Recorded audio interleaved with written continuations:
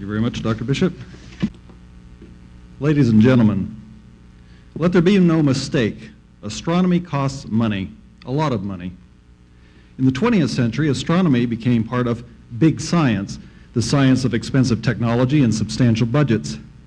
Long past are the days when the study of the heavens was the domain of the eccentric, wealthy amateur or the recipient of princely patronage. Virtually all modern astronomers are on the state payroll one way or another, either as university professors or as government employees. In our roles as citizens and taxpayers, should we not inquire into the way in which our money is being expended and why? First, given that we live in an age obsessed with the bottom line, let's examine just how much money we're talking about. Whilst we cannot obtain exact figures, we can estimate the amount in a general way. You may immediately object that there are so few astronomers in Canada, the amounts cannot be significant. But you will be surprised. Almost all professional astronomers in Canada belong to the Canadian Astronomical Society, the Société Astronomique du Canada, or CASCA. In 1989, CASCA enrolled 264 full members, along with 63 graduate students. Table 1, if it works, shows the breakdown of the membership by sector, that is, whether astronomers are employed in educational institutions or in the government service, by which means we mean virtually to be employed by the National Research Council.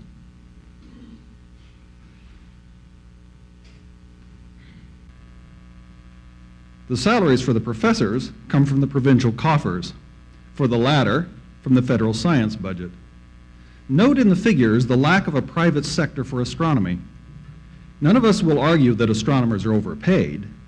Not much has changed since Robert Aitken of the Lick Observatory remarked to J.S. Plaskett during the Depression, quote, "We're having a lot of fun just now with bank holidays and so on. Happily, astronomers never have any money anyhow, so we're not very seriously inconvenienced," end quote. But big science means more than salaries. Table 2 shows an estimate for the fiscal year 1988-89 of the grants awarded to astronomers by the Natural Sciences and Engineering Research Council of Canada, or NSERC, along with the budget for federal activities in astronomy, space science, and related subjects. This includes the Hertzberg Institute of Astrophysics of the NRC, the Canadian Space Agency, and contributions to the Canada-France-Hawaii Telescope and the James Clerk Maxwell Telescope, both in Hawaii.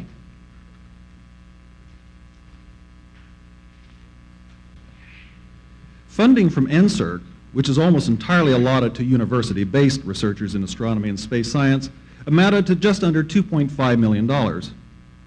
Federal grants supported the operation of facilities across the country and in Chile. Thus, without even factoring in graduate fellowships and university research funds, we can see that the amount expended upon astronomy was almost $25 million. This does not include provincial funding for university-based astronomy. If we make a conservative estimate of, say, 200 faculty members, research assistants, postdoctoral workers, and technicians at an average salary of $40,000, we would reach $8 million without considering their substantial overheads, such as support staff, equipment, space, and benefits. This would give us a grand total in the neighborhood of $32 million. The equivalent American figures would be even more impressive. Not only is their astronomical community at least an order of magnitude larger than ours, they have more extensive and more expensive facilities. The amounts, at least to the unsympathetic taxpayer, would seem staggering. We've come a long way in the last century and a half. The Canadian government's first expenditure on astronomy was made in 1849 with a capital grant to construct the Quebec Observatory. By the time of Confederation, the annual appropriation for the Queen of the Sciences was about $3,000 a year, almost all of it for salaries. Canadian legislators of the time were a hard-nosed lot. The niggardly sums expended upon the sciences were always advanced on the understanding there was to be a payoff. The Geological Survey of Canada, for example, survived because its canny directors insisted that their work was necessary to discover Canada's mineral wealth. Agricultural and fisheries research were equally predicated upon their economic benefits to a growing country. And what of astronomical work? Not surprisingly, the meager grants were for the provision of accurate time and for the determination of longitudes and latitudes. Poor Commander Ash at Quebec lobbied for years to obtain a real telescope for his observatory. When he finally managed to obtain funds to purchase a modest refractor and to undertake some pioneering work in solar photography, he could not eke out enough from his grant to purchase plates and the chemicals to develop them.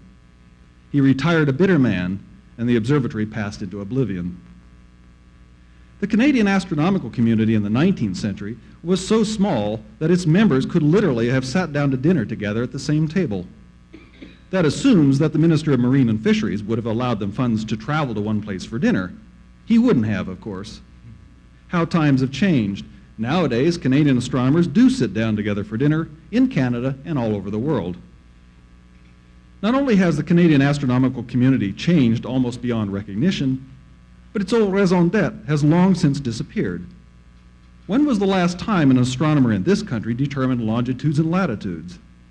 It has been many years since the physicists, with their atomic clocks, hijacked timekeeping from the astronomers. Do our astronomers do anything useful? Anything, that is, of an economic benefit to Canadians? It is best not to ask. Table 3 lists just a few of the titles of papers read to the last meeting of CASCA. If you were a legislator, what would you think?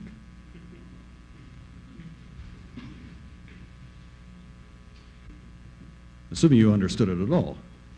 The last one of all looks to me like a veterinarian's report at the Toronto Zoo.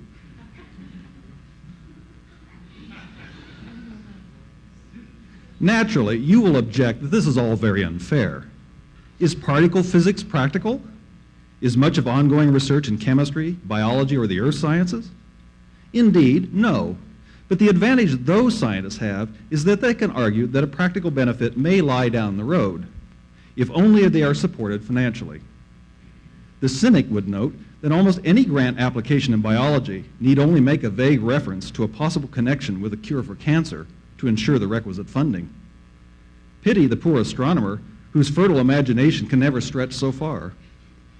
Yet, Canadian astronomy is financed from the public purse, and we rarely, if ever, hear an objection. Have the legislators changed so much since the 19th century? Yes, for the most part they have. And what about the taxpayers? They too appear to have benign thoughts concerning the funding of science. There are, to be sure, those who take exceptions to state support of the pursuit of knowledge. Several months ago, in my local community newspaper, one of the political analysts sneeringly called attention to some of the federal grants to sociological and historical research projects. As a social scientist, I took umbrage at his remarks because these projects appeared to me eminently appropriate research. Should I have penned a lecture on the importance of history for a civilized nation? No, one simply dismisses such intellectual Luddism as, hopefully, a momentary deviation from legendary Canadian tolerance. Many of you will remember, however, the irritating Golden Fleece Awards announced annually by Senator Proxmire to the American Congress. Is Washington that far from Ottawa in an intellectual sense? Let us suppose that a future finance minister, in search of profound budget cuts, egged on by a skeptical auditor general, discovers astronomy in his supply bill. What would we say if pressed to justify this support for astronomy? The chemist, the biologist, the earth scientist can all point to a pragmatic justification and reach for that hoary, if never demonstrated, belief that pure research always leads to practical application. Government scientific institutions were created with the practical payoff in mind. After all, our premier research organization, the National Research Council, was established to coordinate and encourage industrial research, not to undertake fundamental studies of nature. Parliament would not have voted funds to construct the splendid Sussex Drive laboratories in the depths of the depression to underwrite pure research. The experimental farms and laboratories of the Agriculture Department were never intended to investigate the nature of life. They were created to help Canadian farmers to have a profitable business. Now, this is not to say that astronomical work could not lead to a practical result. Studies of asteroids now might help establish mining operations in the 22nd century. And theoretical studies of black holes could lead to a new energy source if we could locate and harness them. No finance minister would be persuaded. It is true that many astronomers are involved in the design and construction of optical and electronic devices that might well have applications in other fields. It would be tempting to bring those people together as a section of the Hertzberg Institute, privatize them by selling them to Northern Telecom, and letting anyone else collect unemployment insurance. Alas, in the modern world, there are no wealthy princes. Tycho Brahe had the King of Denmark, Johannes Kepler, his Holy Roman Emperor. But remember that even they were hired not for their astronomical research, but for their astrological predictions. Once again, the payoff. So we only have the state. In one sense, the astronomers who work at the little science end of the spectrum can be overlooked easily. After all, what is a grant of a few thousands for research compared with the loss of millions on dubious economic and social programs? At the other end of the spectrum, those working in high-profile photogenic areas of astronomy may fare well because of the patriotic pride that their projects elicit. For example, Canadian contributions to the Hubble Space Telescope, the ongoing shuttle missions, and eventually to the American Space Station will have a positive fallout in the same way as SPAR's Canadarm, despite the fact that much of these contributions are technological and not scientific. Of course, neither governments nor the public seem to discern much difference between the two anymore. Indeed, perhaps none of us can. And we hope that all of Canadian astronomy and space science will benefit when the public's imagination is captured by these technological triumphs. There is certainly a lesson to be learned from the way in which American particle physicists have sold their government on the need for the multi-billion-dollar superconducting supercollider. The SSC has no demonstrable practical benefit to anyone but to the contractors who will build it and the Texas merchants who will supply it. Yet, would not most of us agree that the money was better spent to delve into the heart of matter than to purchase a few more nuclear submarines? The public do have some interest in astronomy. Tens of thousands of ordinary citizens go to planetaria across Canada, although admittedly many more people go to Canada's Wonderland or to the Habs games at the Forum. Halley's Comet excited millions, but we must wait 3/4 of a century for that to recur. Remember the lists of Casca papers. Would the readers of the Winnipeg Free Press or the Quebec Le Soleil find news of these discoveries interesting? Here then is our bottom line. If astronomy has no practical payoff, can offer little to excite the public, and Canadian astronomers are so churlish that they refuse to cast horoscopes, why should we bother to supply them with $32 million a year? Why do we support the ballet, the theater, opera, art galleries, orchestras, mime troupes, historical museums? For precisely the same reason we support astronomy, because it is the duty of a civilized people to support the nobler activities of humanity. Am I suggesting that astronomy is really a form of the arts? In a sense, yes. Why do we celebrate a great poet or a great novelist? Because they reflect the noblest intellectual, creative, and emotional aspects of our species.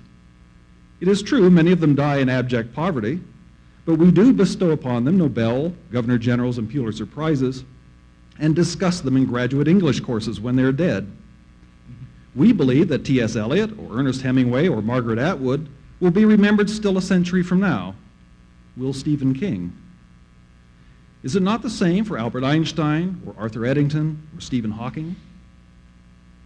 There's a sense amongst many intellectuals today that a profound malaise pervades Western civilization. We were recently warned by Francis Fukuyama that we live at the end of history, which seems awfully perverse in this country at this time. And Gunther Stent, the famed geneticist, has suggested that we are on the verge of a golden age in which science and technology will have made us all so comfortable that creativity will cease to exist. Surely, most of you have noticed during the past 20 years or so an increasing trivialization by the media of almost anything that we hold most significant. A recent poll suggested that the majority of Canadians would rather read about scientific and technological breakthroughs than about politics or sport, but one would scarcely credit this by surveying newspapers, magazines, television, films, or radio. In one sense, though, astronomy may escape the fate of being swept out of the public consciousness by trivialization. Whilst it is true that the public hunger for any news of breakthroughs in medical science, because we are all so aware of our own mortality, astronomical discoveries and speculation appeal to an equally deep part of our humanity, for they tap that eternal longing to go farther and to know more. We are a restless species. We have covered the entire planet and long to go to other worlds. Indeed, I have no doubt whatever that in the coming centuries we shall spread beyond our claustrophobic system into the realm of the stars. The public are excited about the notion of other planetary systems and are fascinated by the idea of black holes, exploding supernovae, and the Great Wall of Galaxies, even if they do not comprehend them fully. The astronomer, armed with new technology and new concepts, has an advantage over the chemist, the physicist, the geologist, or the botanist, for no matter how important the discoveries of those scientists, they cannot elicit the fundamental response of humans that knowledge of the wide universe can bring. In that sense, astronomy can go well beyond the arts. Indeed, it may be akin to religious faith in touching the deepest parts of our psyches. But let us return to Earth, for after all, this is Canada. And perhaps Canadians are uncomfortable with thoughts of eternity and infinity. I mentioned earlier that during the 19th century, the Canadian government invested only a little in astronomy, and only when the payoff was expected. When did this attitude change? It seems likely that the transition took place in the late 1890s, just as the Astronomical and Physical Society of Toronto began to emerge as one of the centers of discussion and organization of Canadian science. The establishment of the Dominion Observatory in Ottawa was the first important step in the new era.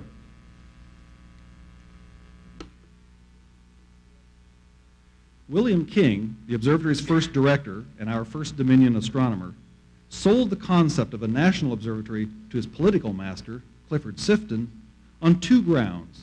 First, a practical need, given that the country required a central base for surveying.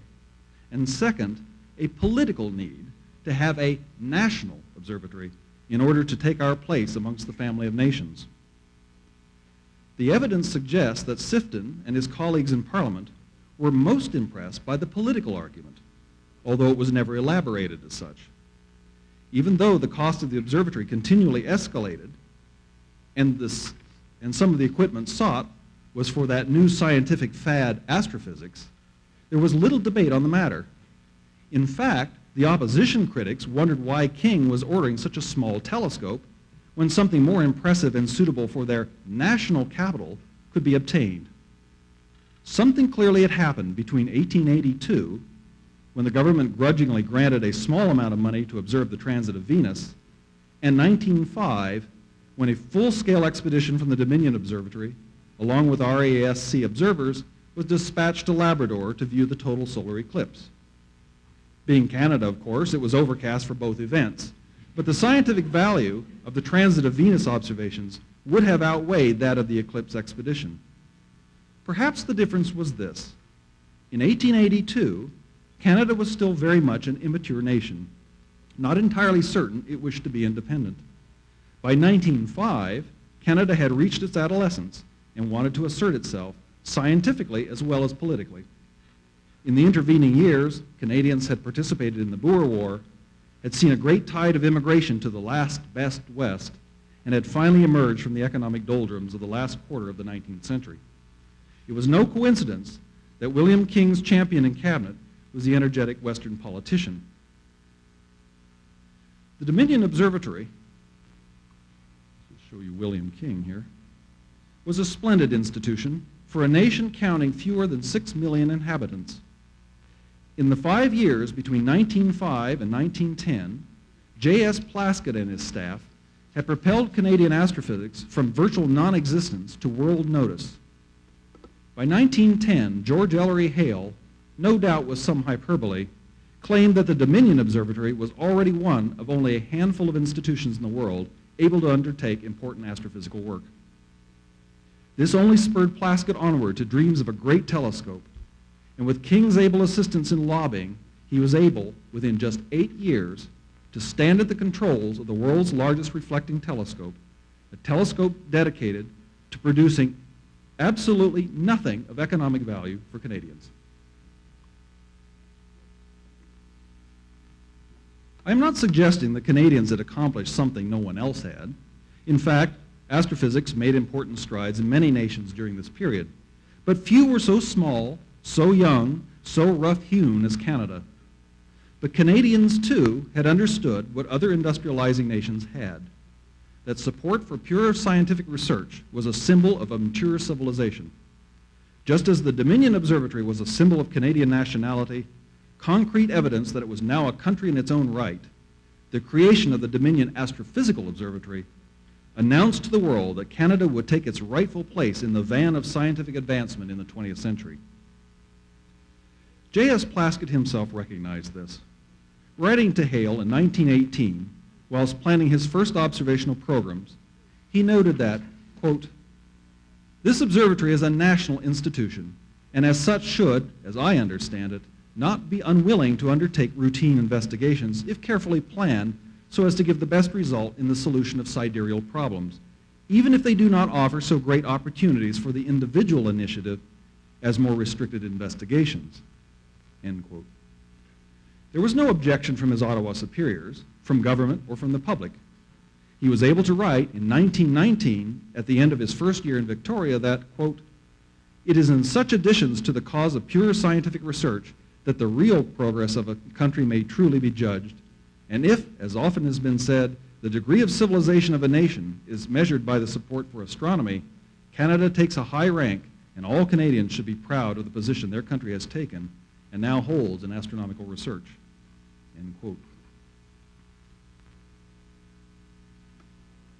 This is Plaskett at the controls in Ottawa.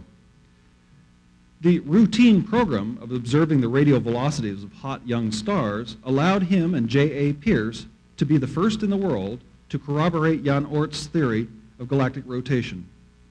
This did nothing for surveying or timekeeping, but by telling us something about how our tiny sun travels through the vast expanses of space and time to circle the center of our immense galaxy, it touched our imagination in much the same way as Walter Bade's announcement in 1952 that our universe was twice as large as previously believed.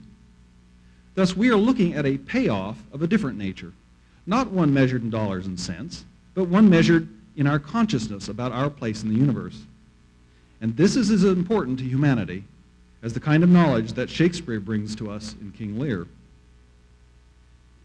I suggested that astronomers might escape, to some extent, the ennui into which our civilization seems to have fallen.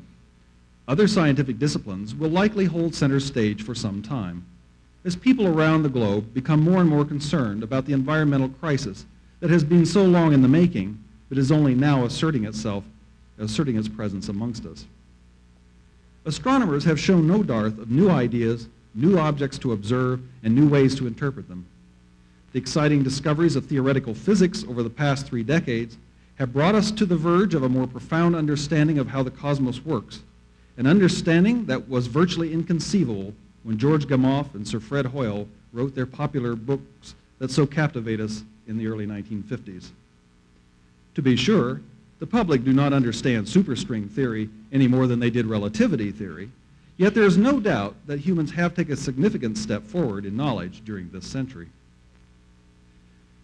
When we think about the research projects of Canadian astronomers, we should not expect that all will contribute in so spectacular a way. Our increasing understanding of the nature of modern science tells us that much of science is routine. It is all grist for the mill. Some of it will provide important clues to unraveling mysteries of the universe. Some of it will perish in dusty, unread journal volumes.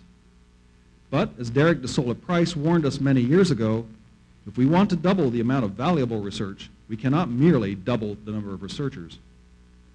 Nor can we exclude the work of some astronomer because it sounds dumb to the untutored legislator or taxpayer. The cream of science usually rises to the top. In the interim, we have not devised any sociological or fiscal equivalent of a cream separator to ensure that we obtain exactly what we want, even if we knew what that was. What then is the astronomer's role with regard to the public? I have claimed that the astronomer is very much like the artist or the performer. What he or she does has little economic benefit, but great humanistic benefit. The artist, too, reaches only a small public. How many of our citizens regularly attend opera or symphony concerts? 2 or 3%? Science can appeal to a larger segment of the population, as is witnessed by the millions who visit science museums. The appeal of astronomy must be similar to that of the artist. It must appeal to that desire in all of us to know about the universe, which, in a very real sense, tells us something about the human mind. Thus, professional astronomers cannot exchange their knowledge only within their own circles. They must take it to the public in any way they are able. It is fitting that we celebrate the centenary of the incorporation of the Royal Astronomical Society of Canada, for this is an organization which has always been common ground for the professional and the amateur. It has a long and proud history of sharing its enthusiasm and knowledge with the public, and in recent years, with increasing media attention to astronomy, its members have risen to the challenge by offering courses in schools and colleges, planetarium programs, public star nights, cable television programs, and popular magazine and newspaper articles. As we enter our second century, we should think seriously about the future of astronomy in our country and the part that we can play in fostering public awareness. Almost all of us have had a fascination with astronomy since childhood. We are the converted. We know, although perhaps we have not articulated this knowledge, that astronomy is important to a civilized people. If astronomy disappeared as a professional and amateur activity in Canada, we know that civilization as we know it would have ceased to exist. Yes, astronomy does cost a lot of money and is worth every penny. Thank you.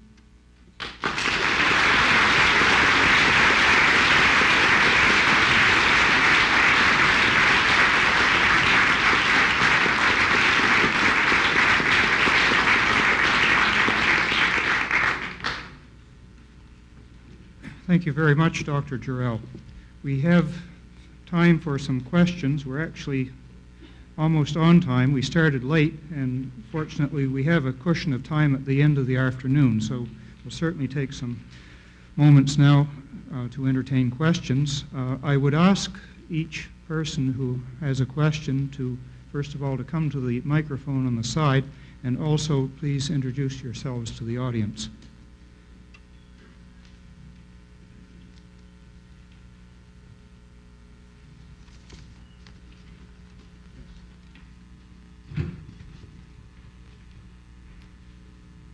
Yes, hello. I enjoyed your speech. My name is Tom Harris. The question I had was this. Have there ever been studies which have looked into the effect of exploring new frontiers, or perhaps not exploring new frontiers, on the psychological health of a large group of people, perhaps a nation or even the human species? Because I suspect there have been studies on individuals as to the effect of new frontiers on their psychology. Well, what you're talking about there is psychology, and unfortunately, of course, with a compartmentalization of human knowledge, we don't talk to each other. I am not aware of any of that sort. The few studies that have been done in looking at larger groups have been usually at the pathological side of things. Why do people go to mountaintops when large comets come? So we do have some studies of that kind of behavior, which is rather unfortunate because that's obviously on the edges. But no, I'm not aware of any of the other sort. It'd be very difficult to know how exactly one could construct a research project of that site, but certainly one well worth looking into.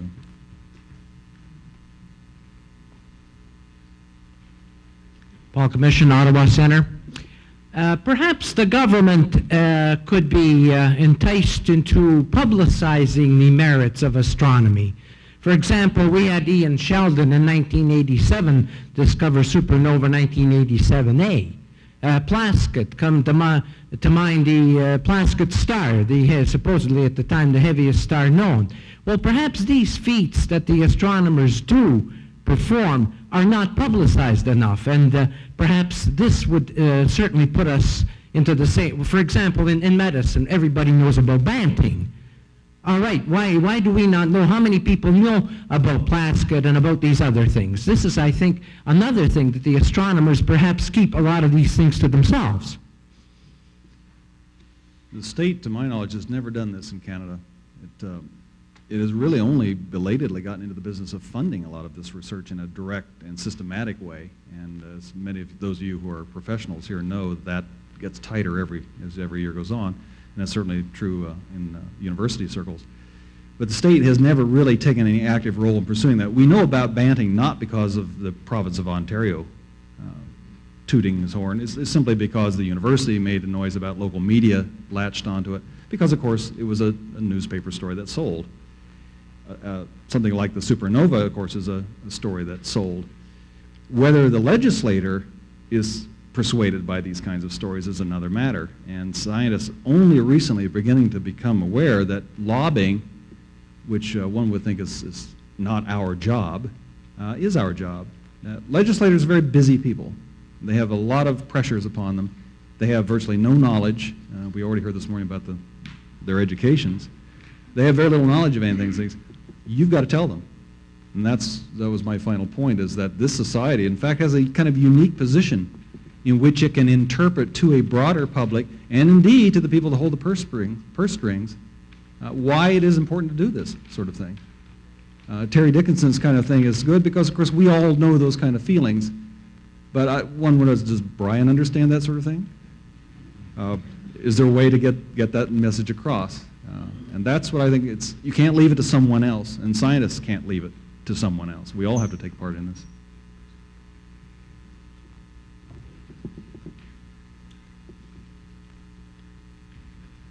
Doug Hube, Edmonton Center. If I may tell a very brief story which underlines a number of points made by our speaker this afternoon. I'm carrying a portmanteau from the 1979 Montreal meeting of the International Astronomical Union, and reminds me of what happened at that event. This is a triennial meeting of all the astronomers of the world, and it being in Canada, a representative of the Canadian government was there to offer the official greetings, and that particular representative was Harvey Andre, who's still a senior member of the federal cabinet. And Mr. Andre proceeded to say how appropriate it was for astronomers to come to Montreal because Canada had a large and honorable history in astronomy, and in particular he drew attention to the important work that had been done at the Dominion Astrological Observatory in Victoria. One need not comment upon that sort of thing. Peter Broughton.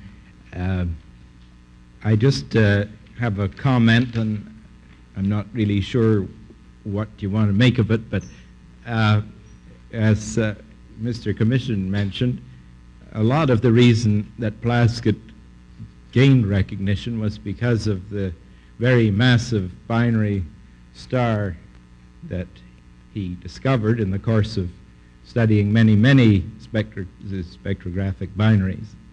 And I'm sure the paper that he published, which announced this discovery, was something at least as dry as those that you listed there. It probably was the spectrographic orbit of HD 2463 or something to that effect. And I don't think that Plaskett ever went out of his way to publicize or to communicate this discovery with the media. Now, I certainly agree with you that the scientific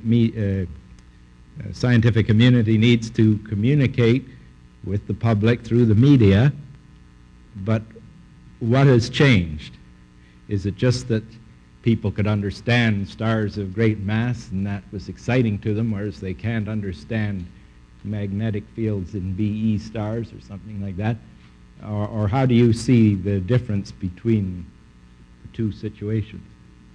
Well, actually, to respond first, I'll tell you something about Plaskett. Plaskett was an excellent self-publicist. I know Peter doesn't quite agree with this, but if you look through his files or his correspondence, he never lost an opportunity to send a cutting to somebody. And right up to the top, when Mackenzie King became leader of the opposition, he immediately dashed off a whole packet of stuff to him, pointing out how important he was, how important Plaskett's star was, how important the observatory was, and why, although BC had voted for the other party, why it was still an important place to put federal funds. And when he was out, he invited him to come up to the observatory. And in fact, got his hands smacked by his superiors in Ottawa for this, but he never lost an opportunity to let people know that they were doing interesting things in Victoria and that the funds should keep flowing. And I think that's a lesson that should never have been lost. Just because there are larger staffs and budgets and you just assume the money will come in next year, maybe you can't always assume that. Plaskett didn't assume that. Plaskett fought tooth and nail for every dime he got. But he made sure that people knew about it. Yes, you're right, Peter. Times have changed. Massive stars won't make any waves. They won't even make it to page 21 now. We've moved everything up a notch. But the excitement engendered is just as much. The supernova certainly captured the public imagination every bit as much as Plaskett's star did. But it really means that the astronomers and those of us who work alongside them have got to let people know about that sort of thing.